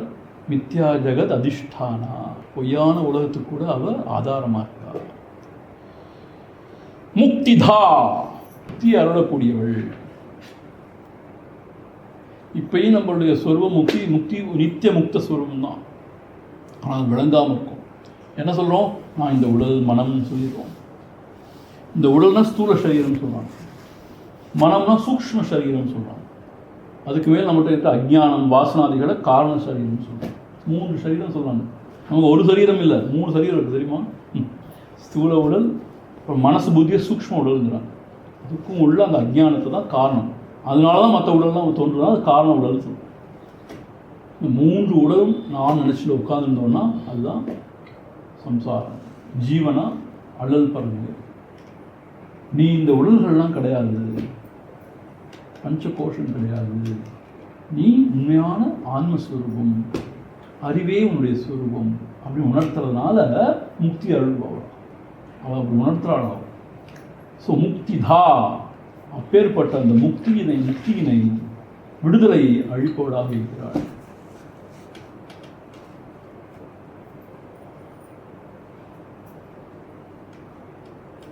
ஒரு சின்ன உருவமாக இருக்கும் இல்லையா?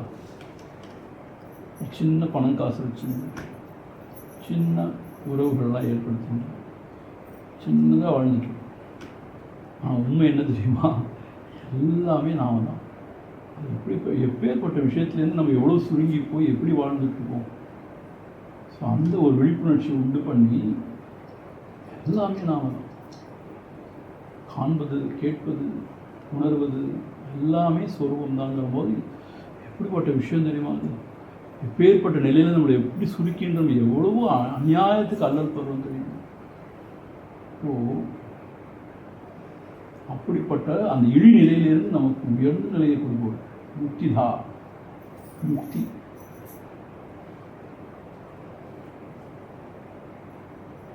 எப்போ எனக்கு தோணுச்சு கேட்டால், அப்படின்னு தோணும். குறிப்பாக 1 வருஷத்துக்கு முன்னாடி தான் கனடா போயிருந்தேன். அங்கே நயாகரா நீர்வீழ்ச்சி, பிரம்மாண்டமாக நீர்வீழ்ச்சி, பிரம்மாண்டமாக அப்படி ஒரு பிரம்மாண்டம். அவ்வளோ நீர் பெருக்கு, வாயால் சொல்ல முடியாது. என்னன்னே அதை நீ பார்த்தா தான் அவங்க உணர முடியும். அப்படிப்பட்ட ஒரு நீர். நான் ஒரு தனி மனிதனாக ஒரு ஓரத்தில் நின்றுட்டு அவ்வளோ பெரிய ஆகாசம், அதுக்கு வந்து அவ்வளோ பெரிய நீர்வீழ்ச்சி, அவ்வளோ ஜனக்கூட்டம் நின்று நான் பார்த்தேன்னு வச்சுக்கோங்களேன். அந்த அழகை நான் ரசிக்க முடியும். அழகு தான் சத்தியமாக, அதுக்கு வேறு ஒன்றும் சொல்ல முடியாது, அழகுன்னு தான் சொல்ல முடியும். ஆனால் அதே உணர்வு நிலை, இந்த ஆகாசம், இந்த அருவி, ஜனக்கூட்டம், இங்கே நிற்கிற இந்த உருவம் எல்லாமே ஒரே ஸ்வரூபம், நானே தான் அப்படிங்கிறதோடைய ஒரு உணர்வு இருக்கே, அது எப்படி தெரியுமா? அது வேற. அது நான் வந்து ஒரு வியக்தியாக ஒரு இடத்துல நின்றுட்டு இதோட அழகை ரசிக்கிறது, ஏதாவானஸ்ய மகிமா, இது எல்லாமே ஒரே நான் தான். அது அப்படி அது வந்து பொய்யான ஒரு வார்த்தை கிடையாது. அப்படி ஒரு மெய்யுணர்வோடு அதை ரசிக்கும் பொழுது அதோட ஆனந்தத்துக்கு வந்து வேற குவாலிட்டி. ஸோ அதுதான் முக்தி நிலை. முக்தி நிலை என்ன சொன்னால், எதிலையுமே குறுகிடாமல் எல்லாமாகவும் அதை கடந்ததாகவும் இருக்கிற அந்த ஒரே பொருளாக தன்னை அறிவிக்கிறவர், அதான் முக்தியை அனுபவம். அது மாத்திரம் இல்லை, எல்லாமாக வந்து போகிற எல்லாமாக அவள் தான் இருக்கா, எல்லாம் அதாக தான் இருக்குங்கிற போது அதனுடைய பரிணாமமே வேறு. அப்போ தான் நமக்கு தோணும், எவ்வளோ சின்னதான வாக்கிங்க என்னெல்லாம் பேசிட்டு என்னெல்லாம் சீர்கெட்டு போயிருப்போம். அப்படி பார்த்தா ஒன்றுமே கிடையாது. ஏதாவானஸ்ய மகிமா. ஸோ அப்படிப்பட்ட முக்தி நலனை அருள்பவளாக இருக்கா. சரி, நம்ம பாருங்கள், யாராவது ஒருத்தர் ரொம்ப அழகாக பிறந்தாங்கன்னா அவங்க ரொம்ப துர்பாகியசாலிகள் நான் சொல்லுவேன். ஏன் அப்படி சொல்லுங்கன்னு கேட்டால், சில பேர் இருக்காங்க பெண்களில் பார்த்துருக்கேன், அழகிய பெரிய நீளமான கூந்தல் அவ்வளோ இருக்கும், ரொம்ப சிகப்பாக ரொம்ப அழகாக ரொம்ப மொழியோடு இப்படிலாம் இருந்தாங்கன்னா என்ன ஆயிடுன்னு கேட்டால் திரும்ப திரும்ப இதுதான் நானும் அதுலேயே மூழ்கி போயிடும். திருப்பி அதையே சிங்காரிச்சுக்கிறதும் தன்னையே ரொம்ப அழகுபடுத்திக்கிறதும் எல்லாரும் தன்னை பார்த்து ரசிக்கலாங்களான்னு பார்க்குற மாதிரியும் இந்த சின்ன இதை திருப்பி அதையே போஷித்து அதுவே நானும் அதுலேயே முடங்கி போயிடும். இது என்ன அநியாயம் தெரியுமா? அதுதான் மாயலே மாயை. இப்போது ஒரு குஷ்டரோகி இருக்கான்னு வச்சுக்கோங்க, சும்மா பேச்சு சொல்கிறேன், அவங்க உடம்பை பற்றின அவ்வளோ ஒரு வெறுப்பு. அதுதான் குஷ்டரோகி வரணும்னு சொல்கிறேன், நான் யார் சொல்கிறேன் ஒரு பேச்சு. அவர் உடம்பை வெறுக்கும்போது என்ன ஆகும் கேட்டால், உடம்பு நான் இல்லைங்கும்போது வேறு மாதிரியான ஒன்று அது வேறு என்னாச்சு வயசான வயோதிபரை கரெக்ட். அதுவுமே பிள்ளையாட்ட வேண்டி பெற்றுக்கொண்டோம் இந்த உருவத்தை. கரெக்டாக வந்தோம், கரெக்ட். அப்போது இந்த உடல் நாள்லே சொல்லும்போது வேறு மாதிரி ஒரு உணர்வு. அப்படிப்பட்ட முக்தி சுகத்தை அழுபவளாக அம்பாள் இருக்கிறாள், விடுதலை அழுபவள். அது மாத்திரம் இல்லை, முக்தி ரூபிணி. அந்த முக்தியும் அவள் தான். முக்திங்கிறது வேற எங்கேயும் தனியாக உட்காந்துருக்கு இல்லை, அந்த சொரூபமே நான் நினைக்கிறது அதுதான் முக்தி. வேற எதுவும் இல்லை, அதுதான் நான் நினைக்கிறது தான் முக்தி. அந்த முக்தி சொரூபமும் அம்பா தான் இருக்கா. ஸோ முக்தி தான், முக்தியை கொடுப்படும் அவன் தான் இருக்கா. முக்தி அடைஞ்ச பிறகு பார்த்தா அந்த முக்தி சொரூபமும் அம்பாள் தான் இருக்கா. அந்த முக்தி தான் முக்தி ரூபிணி. அப்புறம் லாஸ்ய பிரியா, லயகரி, லஜ்ஜா, ரம்பாதி வந்திதா. என்ன சொல்லப்படுது? என்ன அர்த்தம் கேட்டால், இங்கே பாருங்களேன், என்னடா அது லாஸ்ய பிரியான்னு என்ன அர்த்தம் கேட்டால், லாஸ்ய நர்த்தனத்தில் விருப்பம் உள்ளவள். என்ன லாஸ்ய நர்த்தனம்? இங்கே சொல்லியிருக்க உரையாசிரியர், பெண்கள் ஆடுற நர்த்தனத்துக்கு பேர், நாட்டியத்துக்கு பேர் லாஸ்யம். ஆண்கள் ஆடுகிற நர்த்தனத்துக்கு பேர் என்ன தெரியுமா உங்களுக்கு? தாண்டவம். தாண்டவம் சிவதாண்டவம்னு சொல்லுவாங்க இல்லையா? ஸோ என்ன சொல்கிறான்னு கேட்டால், லாஸ்ய பிரியானா முறைப்படி பல்வேறு மனோபாவங்களை அங்க அசைவுகளால் ரசிகர்களுக்கு உணர்த்தி ஆடுவது லாஸ்யம். அதுக்கு ஒரு இலக்கணம் கொடுக்குறாரு. இலக்கணத்துக்கு லாஸ்யம் என்னதுங்கிறது. நடனம் என்னது? தம் மனதில் ஏற அந்த மனோபாவங்களை அதை ரசிக்க வைக்கணும். அந்த உட்காந்துருக்க முடியும், அவங்களுக்கும் அந்த உணர்வு ஏற்படுத்தும். அது எப்படி ஏற்படுத்த முடியும்? தன்னோட அங்க அசைவார். அது அந்த அந்த நர்த்தனத்துக்கு பேர் லாஸ்யம். அதுவே ஆண்களான போய் தாண்டவம். இதில் தாண்டவம் ஆடுறாண்டான்னு தெரியாது இல்லையா? அது வேறு கோபத்தில் அப்படி பேய் பிடிச்ச மாதிரி ஆகும். ஆனால் ருத்ரன் சிவபெருமான் ஆடுறது தாண்டவம்னு சொல்கிறோம். பெண்கள் ஆடினா அதுக்கு லாஸ்யம்னு சொல்லி இங்கே சொல்லியிருக்கார் பொருள். ஸோ அதில் ஈடுபாடும் விருப்பமும் கொண்டவள் தேவி லாஸ்ய பிரியா. ஸோ அம்பாளை எப்படிலாம் ஆராதிக்கலாம் அப்படின்னா, நல்ல சங்கீதம், நல்ல வாய்ப்பாட்டு மூலமாக ஆராதிக்கலாம். அதே மாதிரி ரொம்ப அருமையாக நடனம் ஆடினாலும் அவளை ஆராதிக்கலாம். அதுவும் ஆராதனை. ஏன்னா லாஸ்ய பிரியா, அது ரொம்ப விருப்பம் உள்ளவள். தெய்வீக கலைன்னு சொல்லுவாங்க இல்லையா? இந்த சங்கீதத்தையும், அதுவும் எஸ்பெஷலி மனதை அமைதிப்படுத்துகிற சங்கீதம், அதையும் மனதை அமைதிப்படுத்துகிற நாட்டியம், அதை தெய்வீகம்னு சொல்லுவாங்க. ஏன்னா தெய்வத்தோடு நமக்கு ஒரு ஒரு ஒரு கனெக்ஷன், ஒரு ஒன்றுபடுதலை ஏற்படுத்துகிறது. லாஸ்ய பிரியா அப்படிங்கிற அம்பாளுக்கு பேர் என்ன? அந்த அந்த நடனத்திலே ஈடுபாடு கொண்டவள். லயகரி. இந்த லயகரிக்கு எப்படி ஒரு அழகான இது கொடுத்துருக்காரு தெரியுமா? இப்போ என்ன சொல்றாருன்னா, லயத்துக்கு பாருங்க, வேறுபட்ட உணர்ச்சி உள்ளவனையும் நடனத்தால் தன்பால் ஈர்த்து தான் நர்த்தனத்தால் உணர்த்தும் மனோபாவங்களையே கொள்ளும்படி செய்வது லயம். ஆடியன்ஸ் வந்திருக்காங்க, ஒவ்வொருத்தரும் ஒவ்வொரு சூழ்நிலையும் வந்திருக்காங்க, ஒவ்வொரு மனநிலையில் இருப்பாங்க. இப்போ லயம்னு என்ன இங்கே சொல்கிறான்னு கேட்டால், அவங்களாம் எல்லாத்தையும் மறக்க செய்யுது. தன்னுடைய நாட்டியத்தில் அவங்க ஈர்த்து தன் மனசில் என்ன மனோபாவனை உண்டாகுதோ. பொதுவாக நீங்கள் பரதநாட்டியத்தெல்லாம் பார்த்தீங்கன்னா கண்ணனை பற்றி, சிவனாரை பற்றி, தெய்வத்தை பற்றி அவங்க நினச்சி உருகிற மாதிரி தான் ஆடுவாங்க. ஸோ அந்த பாவனையை அவன் மனசை ஏற்பட செய்து, மற்ற பாவனைகள்லாம் மற்ற எண்ணங்களெல்லாம் கலைஞ்சு அதேவாக ஏற்பட செய்து அவன் தன்னை மறக்கிற மாதிரி செய்கிறது தான் லயமம். ஸோ இன்னொன்று சொல்கிறாரு, ஒன்றில் மற்றொன்று மறைவது லயம். லயம்னா ஒன்றில் மற்றொன்று மறைவது. ஸோ இப்போது நடனத்தில் என்ன நடக்குதுன்னு கேட்டால், நம்ம எதையோ நினச்சிட்டு வரோம், ஆனால் எல்லாத்தையும் மறந்து அதுலேயே மனம் ஈடுபட்டு அது மாத்திரம் இல்லை தன்னையே மறக்கிற நிலையை உண்டாயிடுது. பாருங்களேன், இன்ஸ்பயர்ட் டான்ஸ்ன்னு என்ன தெரியுமா? டான்ஸ் ஆடும் பொழுது அவள் தன்னை மறந்துடுறாள், தன்னை மறந்து ஆடுறாள். அதை பார்க்குறவங்க தன்னையே மறந்து அதுலேயே லயிச்சு போயிடும். அதுதான் இன்ஸ்பயர்ட் டான்ஸ்.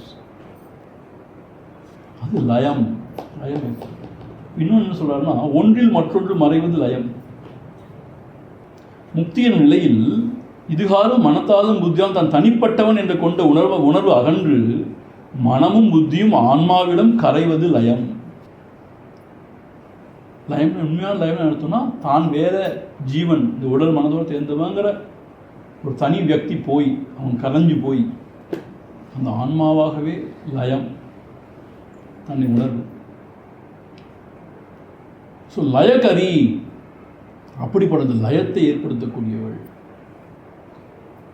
ஸோ இங்கே என்ன விஷயம்னா, லாஸ்ய பிரியா. ஏன் இந்த நடனம் மேலே அவ்வளோ பிரியம் இருக்குன்னு கேட்டால், எந்த கலையாக இருந்தாலும் சரி அதை இன்ஸ்பயர்டாக ஒருத்தன் செய்யும் பொழுது தன்னை மறக்கிறான், அதை பார்க்குறவங்க தன்னை மறக்கிறான். தன்னை மறந்திருக்கும் நிலை தான் உயர்ந்த நிலை, அதான் லயம். ஸோ லயகரி, அந்த லயத்தை உண்டாக்குபவளாக இருக்கிறாள். ஒரு ஓவியம் இருந்தால் கூட அப்படி தான் சொல்லுவார் குருதேவ், திரும்ப திரும்ப சொல்லுவார். ஒரு இன்ஸ்பயர்ட் ஆர்டிஸ்ட், ஒரு ஓவியம் இருந்தான்னா அவன் அந்த ஓவியம் வரைஞ்சி முடிக்கிற வரைக்கும் அவனுக்கு எதுவுமே தெரியாது. தன்னை சுற்றி உள்ள விஷயம் தெரியாது, தன்னுடைய கவலைகள் தான் யாருன்னு தெரியும், ஒன்றுமே தெரியாது. இந்த ஓவியம் மாத்திரம் தான் இருக்கும். இந்த மைண்ட்ஃபுல்னஸ் எல்லாரும் கூவுறாங்க உலகத்தில்.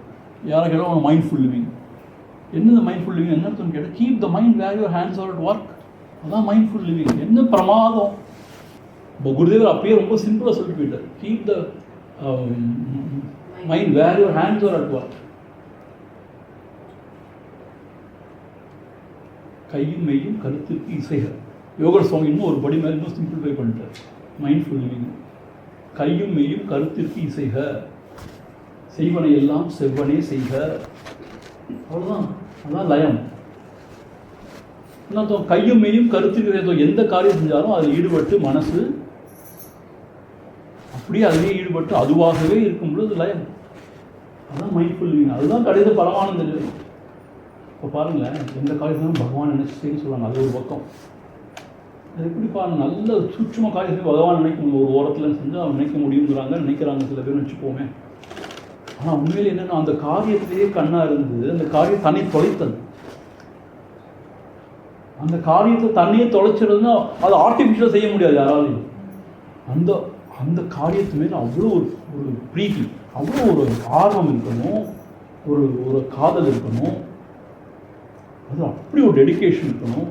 அப்படி செய்யும்போது தன்னையே மறக்கிறது. அதுதான் மாஸ்டர் பீஸ். எல்லாத்தையும் மாஸ்டர் பீஸ் சொல்ல முடியும். இதில் ஒருத்தர் தன்னையே தொலைத்து ஒன்று உண்டாக்குறோம், அதுதான் மாஸ்டர் பீஸ். அதுதான் லயம், லயக்கரி. அப்போ எடுத்தோம் தியானத்தில் அவளே நினைக்க மனசு லயமாயிடுன்னு எடுத்தோம், அவள்கிட்டே ஒன்றாயிடு, வேற ஒன்றையும் நினைக்காம அவளாகவே ஆயிடுது மாதிரி ஆயிடுது. லயக்கரி. ஓ லாஸ்ய பிரியா லயக்கரி. லஜ்ஜா. லஜ்ஜான்னு சொல்கிறாருன்னா, யாதேவி சர்வபூதேஷு லஜ்ஜாரூபேன சம்ஸ்திதா. ரொம்ப ஆச்சரியமாக, என்ன லஜ்ஜாரூபேன சம்ஸ்திதா? லஜ்ஜான வெட்கம், நாணம். அந்த வெட்கம் நாணமாக அம்பாள் தான் இருக்காளாம், லஜ்ஜா ரூபா. லஜ்ஜா ரூபேன ஏன்னு கேட்டால் இங்கே பாருங்களேன், உரையாசி என்ன சொல்கிறேன்னா, கெட்ட செயலிலிருந்தும் தடுத்தாட்கொள்வது நாணம். நம்ம ஏதாவது ரொம்ப அருவருப்பான கீழ்த்தரமான செயலை செய்ய போகிறோம்னு வச்சுக்கோங்க, அப்படி செய்யாமல் தடுக்கிறது நம்மளுக்கு ஏற்படுற வெட்கம் தான். வெட்கி, ஐயோ இதெல்லாம் நான் செய்ய மாட்டேன். பாருங்களேன், குலப்பிறப்பு, கல்வி, சூழ்நிலை முதலியவற்றால் நாணம் ஏற்பட்டு கெட்ட செயலிலிருந்தும் விடுபடுகிறோம். அந்த நாணத்தின் வடிவில் இருப்பவள் தேவி. ஒரு உயர்ந்த குலத்தில் பிறந்திருக்கான், நல்ல அம்மா அப்பா, நல்ல சூழலில் பிறந்து வளர்ந்தவன், நல்ல படித்தவன், அவன் போய் கீழ்த்தரமான காரியம் செய்ய மாட்டான். ஏன்னா அவனுக்கு அருவருப்பாக இருக்கும். அவ்வளோதான், அந்த வெட்கம் வந்து அவனை தடுக்கும். இந்த வெட்கம் ரொம்ப முக்கியமான விஷயம். அது என்னது? இந்த 4 சொல்லுவாங்க பெண்களுக்கு, அச்சம், மடம், நாணம், பயிர் ஆகிய 4 குணங்களே 4 படைகளாகவும் சொல்லுவாங்க தமிழ் இலக்கியத்தில். 4 படைகளாக இருக்கலாம், 4 படைகளை வச்சுக்கணும். அச்சம், மடம், நாணம், பயிர். அச்சம்னா ஒரு பயம், பயம் இருக்க தான் வேணுமா? இப்பெல்லாம் இதை பேச போனால் பெரிய தகராறு. அச்சம். மடம் என்னது உங்களுக்கு அர்த்தம்? மடையன்னு அர்த்தம் கிடையாது. மடம்னா இளமைன்னு அர்த்தம். அச்சம், மடம். நாணம்னா வெட்கம். பயிர்ப்புனா ஏற்கனவே சொல்லியிருக்கேன், அவங்க ஞாபகம் இருக்கான்னு தெரியல. பயிர்ப்புன்னா அடுத்த ஆடவனுடைய ஒரு தொழுதல் வந்து அருவருப்பாக இருக்கும். அதுதான் பயிர்ப்புன்னு சொல்லு. இங்கே தான் படித்தோம், எங்கேயோ படித்தோம். ஸோ இந்த 4 குணங்களை 4 படைகளாகவும் ஆட்சி செய்வர்கள் தான் பெண்ணா அப்படி சொல்லி தமிழுக்கு சொல்லி. இந்த அது முக்கியம். இந்த லஜ்ஜா, நாணம். நாணம் இல்லாட்டி நம்ம எந்த தர்மத்தையும் செய்ய தலைப்பட்டுருவோம் இல்லையா? வெட்கம் வேணும், வெட்கப்படணும், வெட்கப்பட வேண்டியதுக்கு வெட்கப்படணும். பாருங்களேன், ஒரு சும்மா உதாரணம் சொல்கிறேன். இப்போ நான் ஒரு சினிமா தேட்டருக்கு போகிறேன்னு வச்சுக்கோங்க, ரொம்ப வெட்கமாக இருக்கும். ஒரு சாமியார் மாதிரி இப்படிலாம் கோலம் போட்டுட்டு ஒரு சினிமா தேட்டருக்கு வந்தால் தான் எல்லாம் என்ன நினைப்பாங்க. நினச்சேன், இந்த உலக கலிகாலம் தான் முத்தி போச்சு. சாமியார் இருப்பாருங்க. அப்போது இந்த ஒழுங்கு போகிறதுனால நமக்கு சில காரியம் செய்யவே தோணாது, செய்ய முடியாது, செய்ய ரொம்ப அருவருப்பாக வெட்கம். அப்படி இல்லைன்னா ரொம்ப ஹாயாக எந்த படங்களும் பார்க்க போயிடுவோம் இல்லையா? நம்ம நிலை என்னன்னு நம்ம உணர்ந்து இருந்தோம்னா அது கீழே இறங்கி வந்து மனசு ரொம்ப கூணி வெட்கப்படும். அந்த வெட்கம் நல்லது. ஏன்? தவறான தேவையில்லாத காரியங்களில் ஈடுபடாமல் தடுக்கணும். லஜ்ஜாரூபமாக அம்பா தான் இருக்கா.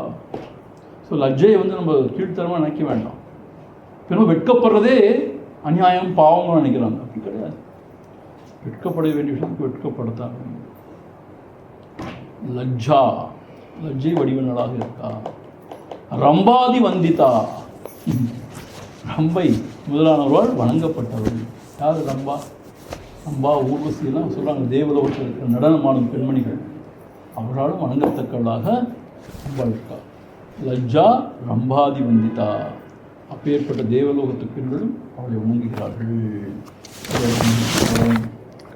மீதியாக அடுத்தவர்கள்.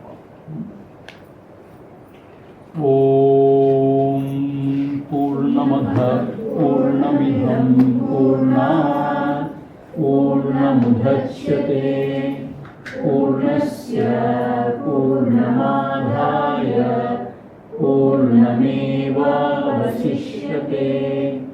ஓம் சாந்தி சாந்தி சாந்தி.